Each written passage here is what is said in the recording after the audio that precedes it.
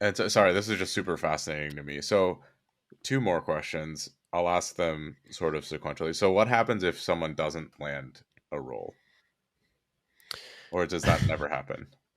No, that happens. Um, so basically, the school does have some statistics that a bogus statistic where it's like every single person gets a job or 99.99% get a job.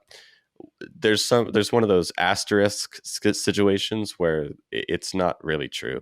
And people do firstly take a long time sometimes, and sometimes not at all.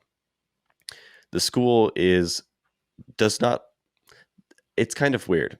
They don't like if you don't get a job, but they also won't help you that much if you are trying to get one.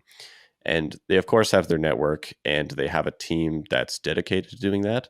But to be honest, like you mostly just have to work tremendously hard and outwork the other people that are in the same group, which are already very skilled.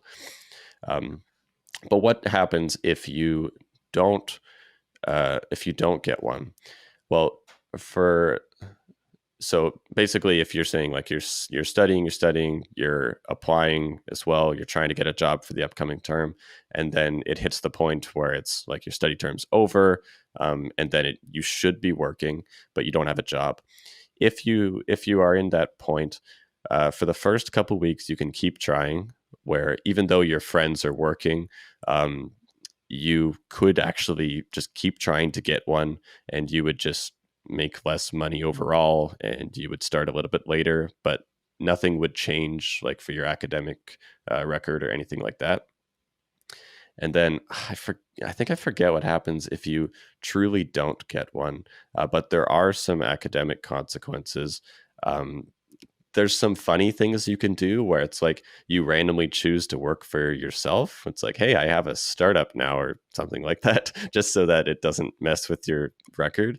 But yeah, they're not a big fan of it if you don't.